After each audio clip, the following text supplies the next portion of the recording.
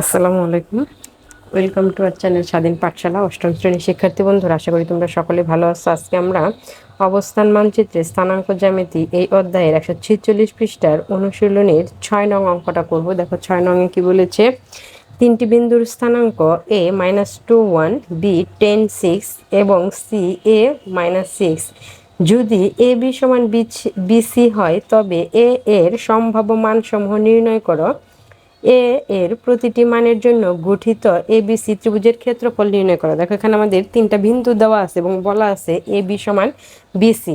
তাহলে এই তিনটা বিন্দু থেকে আমরা এখানে এ বি এবং বিসি বাহুটা বের করে সমান লিখে তারপরে আমরা এখান থেকে এর মানটা বের করতে পারবো। তাহলে শুরুতে আমরা দেখো এ বি বাহুটা বের করব। তার আগে আমি বিন্দুগুলো লিখে নেব। এখানে আমার প্রথমে আমি এ বি বাহুটা বের করব, তাই আমি এ বিন্দু এবং বি বিন্দুটা লিখে নেব। এ হচ্ছে -2 1 এবং বিটা হচ্ছে 10 6। এখানে আমার বলা আছে এ বি এবং সমান হচ্ছে বিসি। যেহেতু এ বি সমান বিসি বলা আছে, তাই এখানে আমরা আগে এ বি বাহুটা বের করে নেব। তাহলে এখানে আমি বের করে নিচ্ছি। সুতরাং এ বি সমান হচ্ছে √, দেখো এখানে হচ্ছে দ্বিতীয় বাহুর প্রথম মান, দ্বিতীয় বিন্দুর প্রথম মান বিয়োগ হচ্ছে প্রথম বিন্দুর প্রথম মান, অর্থাৎ 10 -2 তার হোল স্কয়ার প্লাস দ্বিতীয় বিন্দুর দ্বিতীয় মান মাইনাস হচ্ছে প্রথম বিন্দুর দ্বিতীয় মান -1 হোল স্কয়ার। তাহলে এখানে করলে 10 মাইনাসে মাইনাসে +2 হোল স্কয়ার প্লাস এখানে হচ্ছে 6 থেকে 1 বিয়োগ করলে হয় 5 স্কয়ার এবং উপরে রুট আছে, আমি রুটটা দিয়ে দিলাম। আর 10 আর 2 যোগ করলে হয় 12 স্কয়ার যোগ হচ্ছে 5 কি স্কয়ার করলে হয় 25। এটাকে দেখো 12 কি স্কয়ার করলে হয় 144 যোগ হচ্ছে 25 সমান 144 আর 25 যোগ করলে হয় 169 এবং 169কে রুট করলে হয় 13, অর্থাৎ এ বির মানটা আমরা 13 পেলাম। এবার আমরা বিসি বাহুটা বের করব। দেখো এখানে যে বিসি, তাহলে এখন আমরা এখানে বি এবং সি বিন্দুটা লিখব। বি হচ্ছে 10 6 এবং সিটা হচ্ছে a -6, সি হচ্ছে a -6। তাহলে আমরা এখন বিসি বাহুটা বের করি। বিসি সমান দেখো √a -10 whole square plus -6 whole square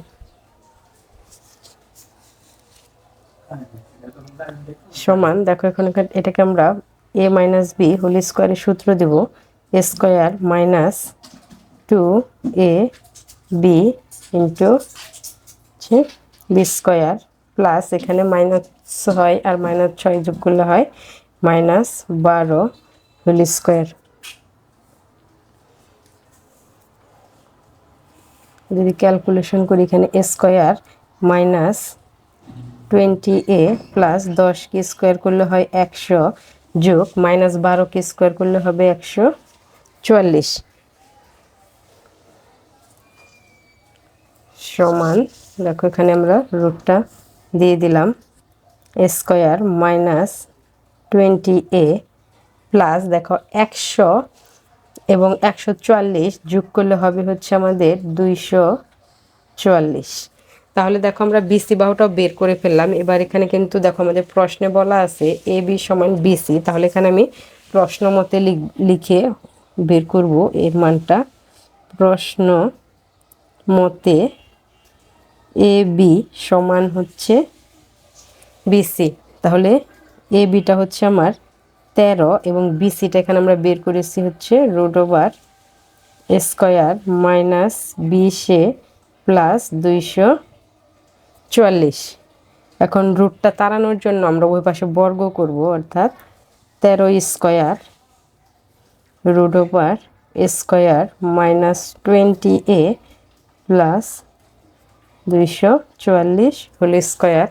13কে স্কয়ার করলে হয় 169 এবং এখানে দেখো স্কয়ারের রুট কাটা গেলে হবে a স্কয়ার -20a প্লাস 44 বা এবার আমি এটাই পাশে আগে লিখে নেব স্কয়ার মাইনাস 20a প্লাস 244 সমান হচ্ছে 169। এবার এই 169 আমি এই পাশে নিয়ে আসবো স্কয়ার মাইনাস 20a প্লাস 244 এই পাশে আসলে মাইনাস হবে মাইনাস 169 সমান হচ্ছে 0 বা স্কয়ার মাইনাস 20 244 থেকে 169 বিয়োগ করলে হয় 75 সমান হচ্ছে 0। এবার আমরা এটাকে মিডল টার্ম করব, অর্থাৎ উৎপাদকীয় বিশ্লেষণ করব।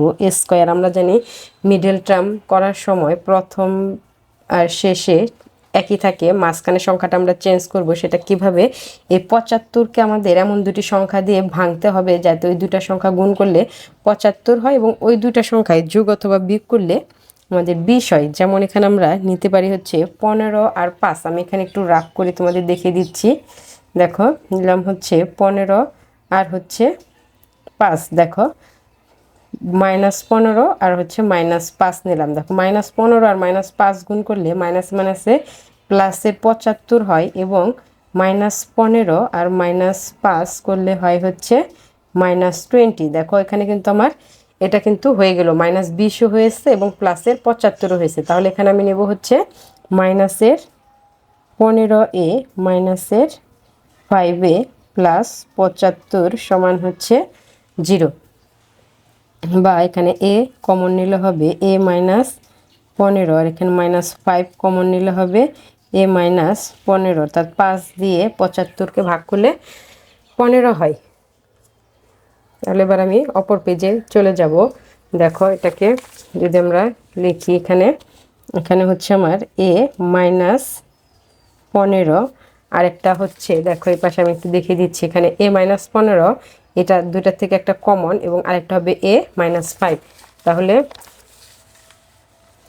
দেখো a মাইনাস 15 আমি লিখেছি, আরেকটা হবে a মাইনাস 5 সমান হচ্ছে 0। আমরা জানি একাধিক রাশির গুণফল 0 হলে তাদের আলাদা আলাদাভাবে 0 লেখা যায়, অর্থাৎ আমরা এখানে লিখতে পারি a মাইনাস 15 সমান 0 এবং a মাইনাস 5 সমান হচ্ছে 0। তাহলে এখানে দেখো সুতরাং a সমান হচ্ছে 15 আর এখানে a সমান হচ্ছে 5। তাহলে আমরা দুটো আমরা দুটো মান পেলাম, একটা হচ্ছে 15, একটা হচ্ছে 5। যেহেতু এখানে আমাদের দেখো এর সম্ভাব্য মান বের করতে বলেছে, এর সম্ভাব্য মান সমূহ বের করতে বলেছে, তাহলে আমরা এর দুটো মান পেয়েছি। a সমান হচ্ছে 15 আর একটা হচ্ছে 5, এই একটা অ্যান্সার। এবং আবার বলেছে এর প্রতিটি মানের জন্য গঠিত ABC ত্রিভুজের ক্ষেত্রফল নির্ণয় করো, অর্থাৎ এই যে আমরা এর যে দুটো মান পেয়েছি এই মান দুটা ব্যবহার করে আমরা ABC ত্রিভুজের ক্ষেত্রফল বের করব। তাহলে এখানে আমি লিখে নিই বিন্দুগুলো। এ বিন্দুটা হচ্ছে -2 1 -2 1, বি বিন্দুটা হচ্ছে 10 6 এবং সি বিন্দুটা হচ্ছে a -6, অর্থাৎ এর মান এখানে আমি প্রথমে 15 নেব, অর্থাৎ 15 আর হচ্ছে -6। এই তিনটি মান দিয়ে প্রথমে আমি এই ABC ত্রিভুজের ক্ষেত্রফল বের করব, অর্থাৎ এখানে আমি লিখে নিতে পারি a সমান 15 হলে ত্রিভুজ ABC এর ক্ষেত্রফল সমান, আমরা ঘড়ির কাঁটার বিপরীত দিকে যে সূত্রটা আছে সেই সূত্রটা ব্যবহার করেই আমরা অঙ্কটা করব। অর্থাৎ দেখো ঘড়ির কাঁটার বিপরীত দিকের ক্ষেত্রফল বের করার সূত্রটা হচ্ছে হাফ। এখানে সূত্রটা হচ্ছে এরকম, আমি এখানে একটু সূত্রটা দেখিয়ে দিচ্ছি। সূত্রটা হচ্ছে half into x1 y1 x2 y2 x3 y3 dot dot.